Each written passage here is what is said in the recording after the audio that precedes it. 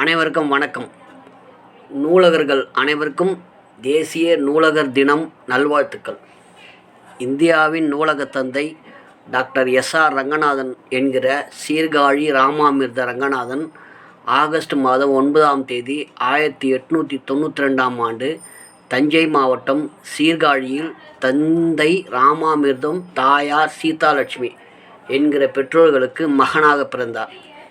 August 12ஆம் தேதி இந்திய அரசு அவர் பிறந்த நாளை கொண்டாட வேண்டும் என்று அறிவுறுத்திய காரணத்தினால் ஆகஸ்ட் 12ஆம் தேதியை தேசிய நூலகர் தினமாக அறிவித்து இந்தியா முழுவதும் கொண்டாடப்பட்டும் வருகிறது.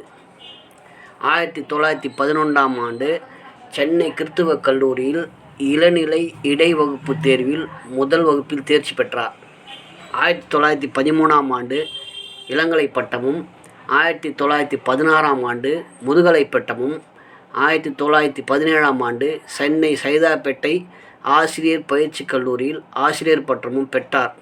அதனைத் தொடர்ந்து 1917ஆம் ஆண்டு இறுதியில் மங்களூரிலும், தொடர்ந்து கோயம்புத்தூர் அரசு கலைக்கல்லூரியிலும் கணித உதவி விரிவுரையாளராக பணியாற்றினார்.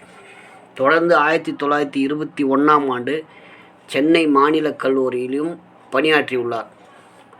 1924ஆம் ஆண்டு ஜனவரி மாதம் 4ஆம் தேதி சென்னை பல்கலைக்கழகத்தின் நூலகராக பணியில் சேர்ந்தார்.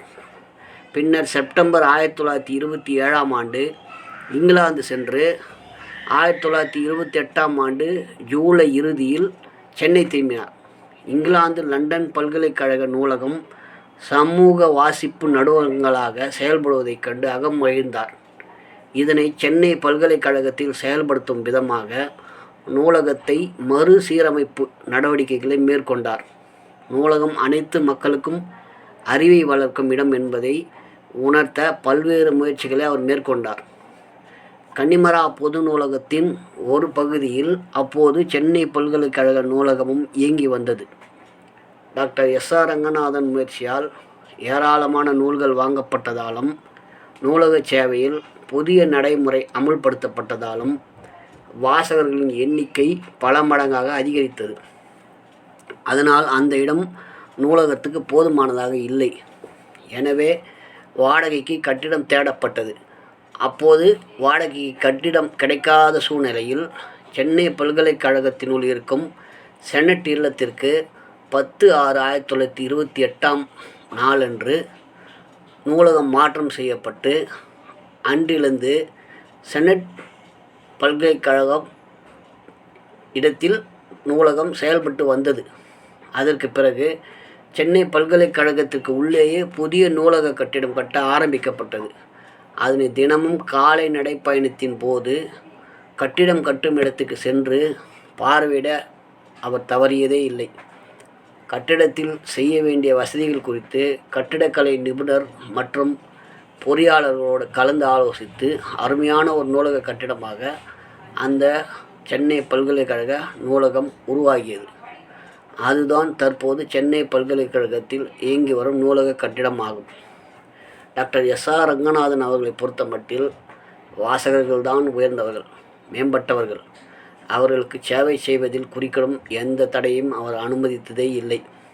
1936ஆம் ஆண்டு ஜார்ஜ் மன்னர் இறந்தபோது கூட அவர் சென்னை பல்கலைக்கழகத்துக்கு விடுமுறை விட மறுத்துவிட்டார் என்றால் அவரது தொழில் பக்தியை பாராட்ட வார்த்தைகளே இல்லை. டாக்டர்.S.R.ரங்கநாதன் தன்னுடைய உலக புகழ்பெற்ற புத்தகமான நூலக அறிவியலின் 5 விதிகள் என்ற புத்தக தொகுதியை 1931ஆம் ஆண்டு வெளியிட்டார். இதுவே அவரது முதல் புத்தகமாகும். நூலக அறிவியலின் 5 விதிகளாவது: 1. புத்தகங்கள் பயன்படுத்துவதற்கு. 2. ஒவ்வொரு வாசகருக்கும் புத்தகம். 3. ஒவ்வொரு புத்தகத்துக்கும் வாசகர். 4. வாசகரின் நேரத்தை பாதுகாத்தல். 5. நூலகம் ஒரு வளரும் அமைப்பு. பெரும்பாலான மேதைகள் தங்கள் வாழ்நாளில் அங்கீகாரத்தை பெற்றதில்லை. அவர்களது சிந்தனைகளையும் செயல்களையும் உலகம் மிக தாமதமாக புரிந்து பின்னர் ஏற்றுக்கொண்டுள்ளது. ஆனால் டாக்டர்.S.R.ரங்கநாதன் அவர்களை பொறுத்தவரை அவரது வாழ்நாளிலேயே அதற்கான அங்கீகாரத்தையும் பெற்றுள்ளார்.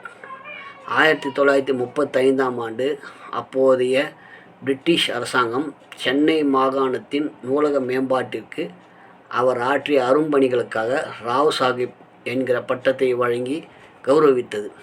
இந்தியா சுதந்திரம் அடைந்து 10வது ஆண்டான 1957ஆம் ஆண்டு இந்தியா அரசாங்கம் பல்வேறு துறை மேதைகளை கௌரவிக்கும் வகையில் சில கௌரவ பட்டங்களை ஏற்படுத்தியது.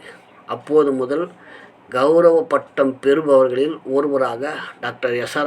ரங்கநாதன் தெரிவு செய்யப்பட்டு பத்மஸ்ரீ பட்டம் வழங்கப்பட்டது. அதற்கு பின்னர் அவர் 27/9/1972ஆம் ஆண்டு இயற்கை எய்தினார். 1928ஆம் ஆண்டு ஜனவரி 2ஆம் தேதி K.V. கிருஷ்ணசாமி அவர்களை தலைவராகவும் டாக்டர்.S.R. ரங்கநாதன் அவர்களை செயலாளராகவும் கொண்டு நூலகச் சங்கம் உருவாகியது. அதற்கு பிறகு இருவரும் பல மாவட்டங்களுக்கு சுற்றுப்பயணம் செய்து பல நூலக கூட்டங்களை நடத்தி மக்களிடையே நூலகம் குறித்து விழிப்புணர்வை ஏற்படுத்தினார்கள். 1953ஆம் ஆண்டு ஏப்ரல் 4ஆம் தேதி சென்னை நூலகச் சங்கத்தின் வெள்ளி விழா சென்னையில் கொண்டாடப்பட்டது. அவ்விழாவிற்கு தலைமை தாங்கிய டாக்டர் ராஜாஜி அவர்கள், சென்னை நூலகச் சங்கத்தின் ஆன்மாவே டாக்டர்.S.R. ரங்கநாதன் தான் என்றும், அகில உலகில் அரங்கில் பண்டித நேரு எப்படியோ அவ்வாறே நூலக உலகில் ரங்கநாதன் என்று பாராட்டினார். அதற்கு பிறகு அசாம், வங்காளம், பீகார், பம்பாய், டெல்லி, கேரளா, மத்திய பிரதேசம், மகாராஷ்டிரா, கர்நாடகா, பஞ்சாப், உத்தரப்பிரதேசம் என இந்தியாவின் அனைத்து மாநிலங்களிலும் நூலகச் சங்கங்கள் ஏற்படுத்தப்பட்டன. நன்றி, வணக்கம்.